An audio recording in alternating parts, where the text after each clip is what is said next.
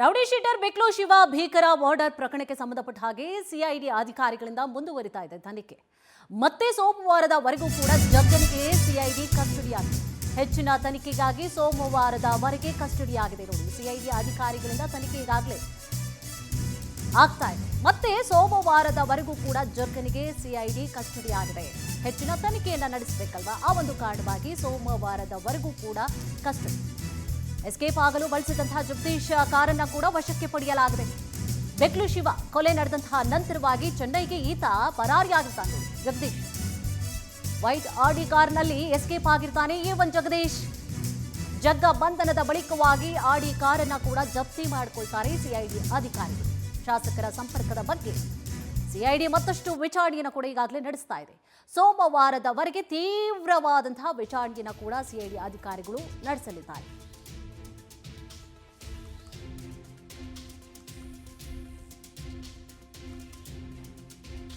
Rowdy sheeter ಬೆಕ್ಲು Shiva ಭೀಕರ murder ಪ್ರಕರಣಕ್ಕೆ ಸಂಬಂಧಪಟ್ಟ ಹಾಗೆ ಈಗಾಗಲೇ ತನಿಖೆ ಕೂಡ ಚುರುಕಾಗ್ತಾ ಇದೆ ಸಿಐಡಿ ಅಧಿಕಾರಿಗಳಿಂದ. ಮತ್ತೆ ನೋಡಿ, ಸೋಮವಾರದವರೆಗೂ ಕೂಡ ಜಗ್ಗನಿಗೆ ಸಿಐಡಿ ಕಸ್ಟಡಿಯಾಗಿದೆ. ಹೆಚ್ಚಿನ ತನಿಖೆಗಾಗಿ ಸೋಮವಾರದವರೆಗೂ ಕೂಡ ಕಸ್ಟಡಿಯಲ್ಲೇ ಇರಬೇಕಾಗತ್ತೆ. ಬಹಳಷ್ಟು ಮಾಹಿತಿಗಳನ್ನು ಕಲೆ ಹಾಕುವಂತಹ ದೃಷ್ಟಿಯಿಂದಾಗಿ, ಜೊತೆಗೆ ಆತ ಯಾರೆಲ್ಲ ಹೆಸರುಗಳನ್ನು ಹೇಳ್ತಾನೆ ಅವ್ರಿಗೂ ಕೂಡ ನೋಟಿಸನ್ನು ಕೊಡುವಂತಹ ಸಾಧ್ಯತೆ ಕೂಡ ಇದೆ. ಅವರನ್ನು ಕೂಡ ವಿಚಾರಣೆ ನಡೆಸುವಂತಹ ಸಾಧ್ಯತೆಗಳು ಕೂಡ ಇದೆ.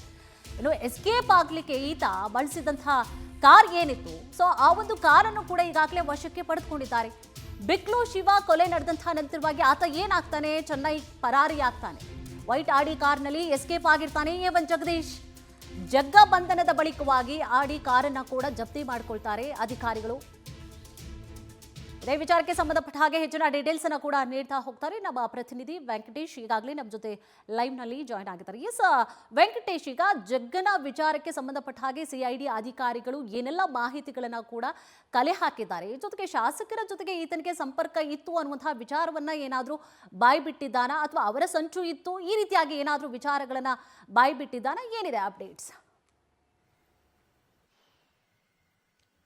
ಕುಸುಮ, ಏನು ರೌಡಿ ಶೀಟರ್ ಜಗ್ಗನ ಕೊಲೆ ಕೇಸ್ ಸಂಬಂಧಪಟ್ಟಂತೆ A1 ಆರೋಪಿಯಾಗಿದ್ದಂತಹ ಜಗ್ಗನನ್ನು ಕೂಡ ವಶಕ್ಕೆ ಪಡ್ಕೊಂಡಿದ್ರು. ಈ ಬಿಕ್ಲ ಶಿವನ ಕೊಲೆ ಕೇಸ್ ಪ್ರಕರಣ ಸಂಬಂಧಪಟ್ಟಂತೆ ಈಗಾಗಲೇ ಏನು ಶಾಸಕರ ವಿರುದ್ಧ ಕೂಡ ಒಂದು ಕೇಸ್ ದಾಖಲಾಗಿತ್ತು. ಆತ ತಲೆಮರೆಸಿಕೊಂಡು 42 ದಿನಗಳ ಕಾಲ ವಿದೇಶದಲ್ಲಿದ್ದ.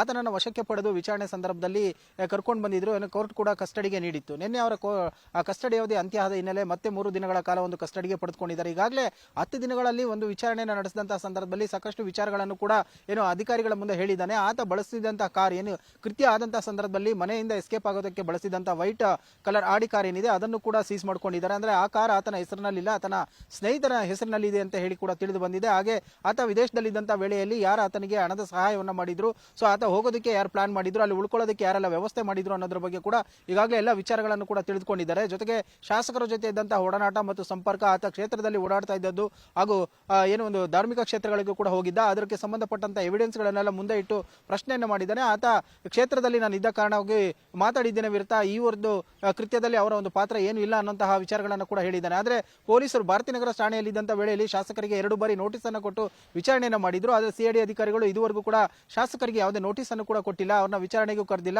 ಇನ್ನು 3 ದಿನಗಳ ಕಾಲ ಏನು ಒಂದು ಕಸ್ಟಡಿಗೆ ಪಡೆದುಕೊಂಡಿದ್ದಾರೆ. ಆ ಸಂದರ್ಭದಲ್ಲಿ ಈತ ಯಾರೆಲ್ಲ ಭಾಗಿಯಾಗಿದ್ರು, ಯಾವ ರೀತಿಯಾಗಿ ಒಂದು ಪ್ಲಾನ್ ಅನ್ನು ಮಾಡಿದ್ರು ಅನ್ನೋದ್ರ ಬಗ್ಗೆ ಏನಾದರೂ ಹೇಳಿದ್ದೆ ಆದರೆ ಶಾಸಕರನ್ನು ಕೂಡ ವಿಚಾರಣೆಗೆ ಕರೆಸುವ ಸಾಧ್ಯತೆ ಇದೆ.